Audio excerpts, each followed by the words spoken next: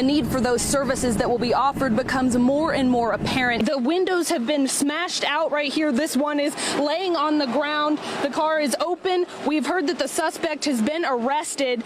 The Marion County Sheriff told us that his deputies also chased. Oh, actually, if you take a look right here, he's being arrested on the other side of this car. Webb, if you want to come this way, it looks like they're arresting the suspect right here. He was in the back of a Marion County Sheriff's car. It looks like he is bleeding on his head. I am driving down the road right now, and my photographer is in the passenger seat. We've been told that they are searching for a suspect here. They'll receive thousands of dollars, but nowhere near the cap that Tennessee sets. We're standing about 100 feet in the air. That's the max height on this ladder. It's also the height of a 10 to 11-story building. The entrances here are taped off with signs. Broken windows are boarded up here behind me so that no one can get in tonight. The superintendent said 6 kids were taken to the hospital. We're on the other side of the bus now, and you can see they're trying to pull it out. Say your bill was $10. It's customary to tip 20% or $2. Thank you.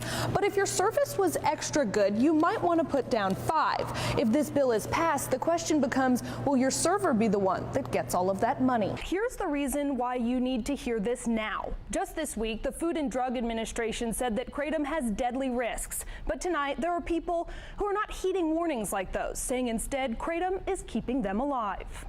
It hasn't always been this easy to be a focused father. Hold on. For Joe Carroll, that role was even harder to play for years because of prescription pain pills. If I didn't have them, I was angry, ill, didn't want to eat, I just hurt, I was sick. His addiction started with a prescription from the dentist when he was a teenager. Several trips to methadone clinics and treatment facilities followed in an attempt to get clean. Nothing worked, but then a convenience store clerk suggested he try a shiny pack of kratom. It made me feel like I was taking pain medicine, but it's hard to explain how it made me feel. It took my pain away, my cravings away. It made me eat. I mean, it just made me feel normal. Carroll still makes trips to convenience stores in Georgia to buy capsules of kratom. This is it. They contain ground-up leaves from a tropical tree found in Southeast Asia. It's really wild how kratom works. Over several years, he says he used the plant to wean himself off of the pain pills so he could have more moments like this Sit down in it, and I'll push you. with his family. Huh? He credits kratom for his progress. I know for a fact, if I'd stayed on that road, I wouldn't have nothing right now, but probably a body bag. You know what I mean? It sounds so harsh, but that's the truth, and that's what people need to hear. But the substance sits on the DEA's drugs of concern list. The agency says kratom can have sedative effects at high doses, and it can be addictive. The plant is often marketed as a botanical product or incense. Many packages say, do not consume. That's a red flag to Jonathan Dresser. He too was hooked on pain pills for years. Pick your poison, you know, it's a substitute. Dresser says swapping one substance for another fails to address the underlying issue. In fact, now living clean here in Chattanooga, Dresser's careful not to flirt with old feelings. I know for myself, when I ever try to take something outside of my body and change my feeling, then it becomes a problem. It's not only addicts using kratom, though. Marianne Morris was in a car accident 3 years ago. And basically my legs always burn and tingle. Doctors didn't expect her to live. She did, but in writhing pain. For her too, kratom became the answer. The pain has suddenly gone away and the mood changed. Now there's something else she's trying to make go away. I just want the stigma to go away because I think it's a wonderful plant.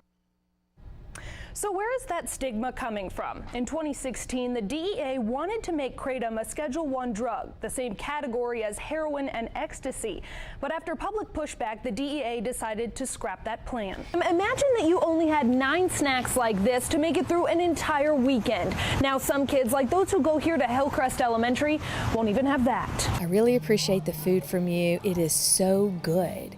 Students wrote these letters to the Chattanooga Area Food Bank thanking volunteers for sending them home with food for the weekends. Thank you for the snack packs. But this year, resources have been used on several natural disasters, and the food bank says it can't continue the Sack Pack program at 19 schools in our area. Orchard Knob is one of them. It's going to be an adjustment. Etienne Easley says she sent the last of the food donations home with her kids this morning. Students here had half a day of school today.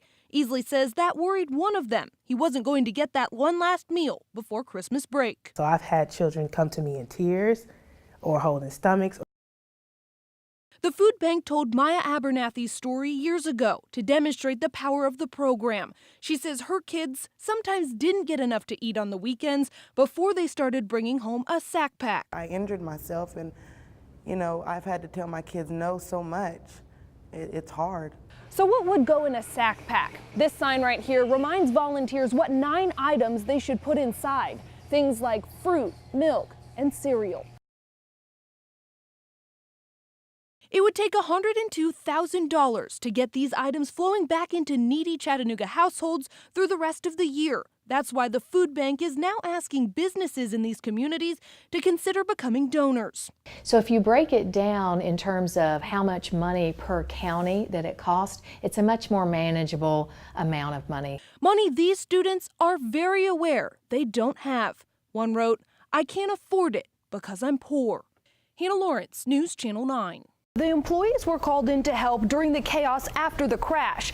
They blamed Durham for the heartbreaking moments they spent forced not to tell their parents if their children were among the survivors of the crash or the lives lost. 2 new lawsuits reveal the chaos behind the scenes as dozens of elementary students flooded this hospital and Woodmore Elementary's campus. The school's secretary, Elisa Bibbs, at the center of one of those suits. I didn't know what to do with the emotions that I was feeling. We first talked to Bibbs a couple of weeks ago about Durham's broken promise to pay for her counseling. Bibbs' lawsuit says she was forced to face parents at the school that night, knowing if their child was alive or not. But she was instructed not to tell them the truth. I went through stages of rage, helplessness. While Bibbs attempted to calm parents here, Ronnie Burke says another lawsuit filed today tells the story of her coworker, a teacher at Woodmore. She was asked to come into the hospital that night. She was identifying the injured children. Some of the other children, pictures were shown to her that were so badly injured she couldn't identify them. Same story though. Burke says medical staff also told her not to tell parents their child's fate. At one point, the lawsuit says she collapsed because of her emotional distress and ended up in the emergency room herself.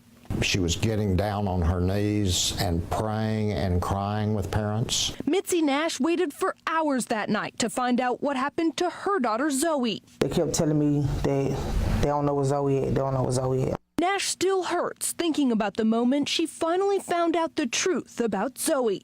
The 9-year-old died at the scene. She was basically my best friend, and I miss everything about her. Burke says there are other employees trying to decide if they want to file a suit. That ringer was robbed here at the Food City on Lee Highway. She asked the Salvation Army to move her to a different location today, but bell still in hand, she says she's not letting this crime steal her holiday spirit. Thank you, baby. You can't really tell. Hello. Good morning. But Gladys Irvin didn't get much sleep last night. Thank you, baby. God bless you. She tossed and turned, thinking about the way her red kettle was stolen yesterday. And it's like every time I turn over, I seen that car and that man. The 66-year-old has been ringing a bell And I'm a little bitty woman. for nearly 10 years, I thank God that he gave me the strength to come out here. but has never seen someone be as brazen as the man who stole this from right under her nose. He just snatched it up off the thing. She took off running after him, The only thing I seen was he got my kettle. I got to get it back. but he hopped in a car so fast. If my foot hadn't twisted like that, I'd have caught it. People who heard Irvin's story today It's really sad that somebody could do something like that. I don't understand it, really. I really don't. came out with extra support, I just decided it was a good place to take my extra spare change. encouraging her to keep going. Thank you, baby. She says she plans to. I've been doing this too long to let that one incident stop me. You have a happy Thanksgiving, hon. Irvin did make a police report. We're still waiting to hear if the store has surveillance video of that theft. Reporting live in Chattanooga, Hannah Lawrence, News Channel 9.